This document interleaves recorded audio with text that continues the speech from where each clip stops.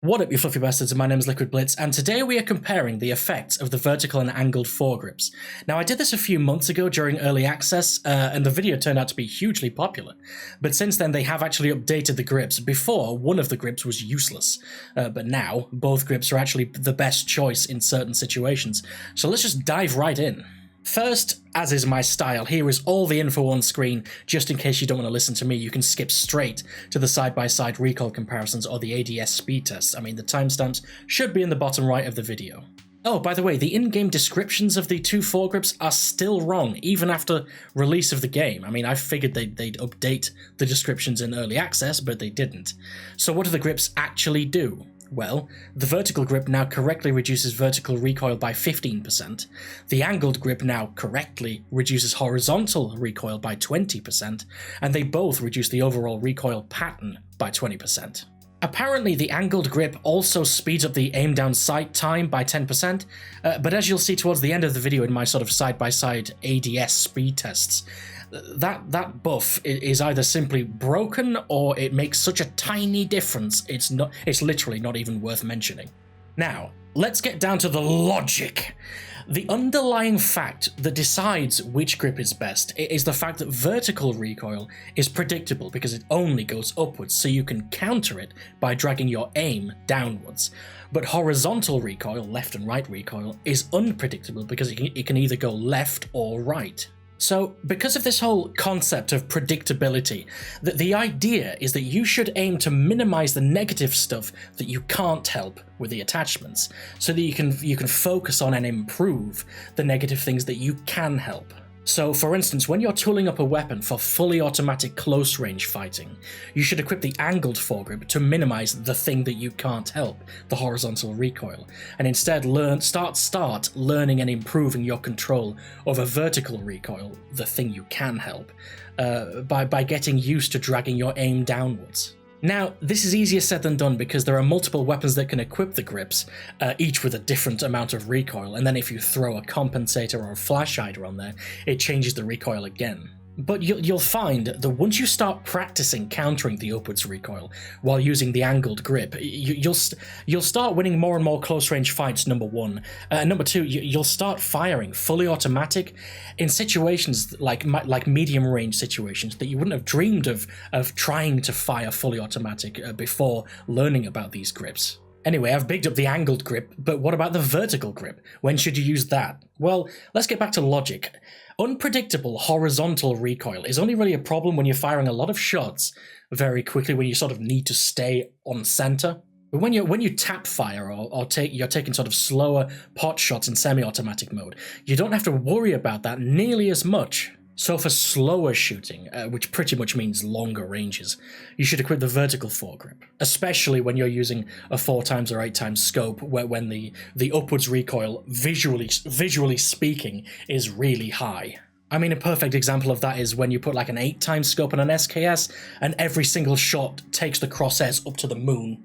Now, don't get me wrong here, very, very experienced awesome players that can control the upwards recoil of every weapon perfectly should use the angled grip no matter what. But for the 99.9% of us out there that are not like God mode incarnate, should use the vertical grip for long range fighting. Anyway, enough jibber jabber. It's time to move on to the comparisons. First, we're going to look at recoil, and then we'll look at the aim down sight speed a bit later. The test I'm including in this video is with the M416. Now, I did many tests, especially with the M4, SCAR, and UMP, but the results, trust me, were the exact same across the board, so there's literally no point wasting days of my life editing it all together. So instead, I'm only going to show one of my many tests. Now, I'm going to fire 3 full clips for each, and then compare them side by side afterwards. Let's start with no grip attached.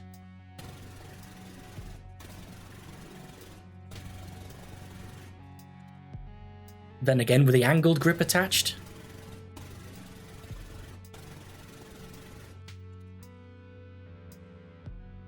And finally with the vertical grip.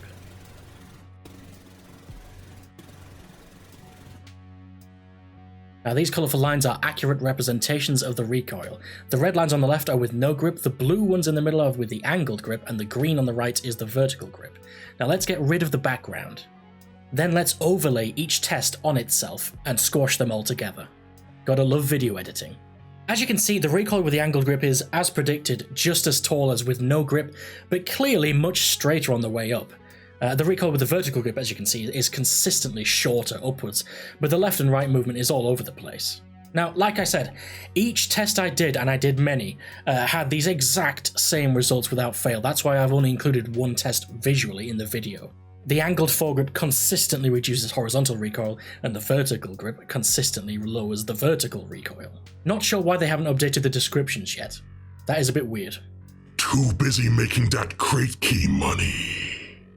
Anyway, let's move on to comparing the aim down sight speed when using the angled grip, because apparently it reduces the speed by 10%.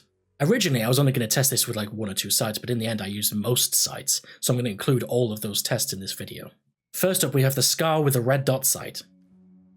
Now, unless my eyes are mistaken, that ain't any faster with the angled grip over the vertical or no grip, so that confused me. So then, I decided to test again with an 8x scope on an SKS.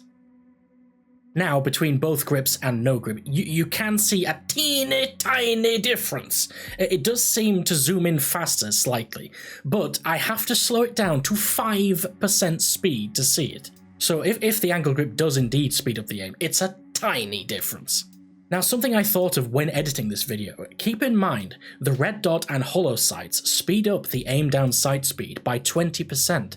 So I did think maybe the speed buff from the angled grip doesn't stack with the speed buff from the sights, meaning the angled grip's buff sort of gets overwritten by the sights buff because it's better. So if you have a red dot sight and an angled grip, you only get a 20% speed buff, not 30. Which makes sense. So I then decided to test with iron sights and the 4x scope as well. So here is simple iron sights with the M4.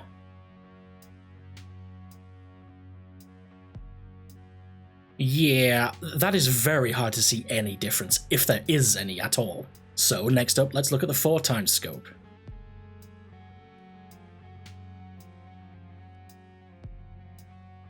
Now again, that time I did actually see a slight difference.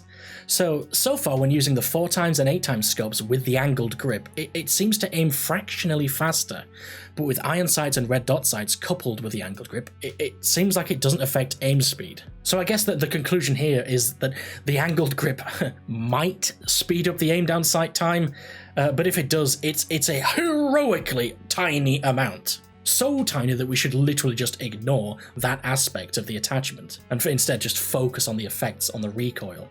Anyway, that's where I'm going to leave this video. I hope you found this useful or insightful at the very least. Like this video if you liked it, like this video if you didn't like it, subscribe if you want to see more similar content, and I live stream 4 or 5 days a week over on my Twitch channel. There should be a link at the top of the description. So if you want to see this dazzling, sexy beast live, go and follow me over on Twitch. Liquid Blitz, out.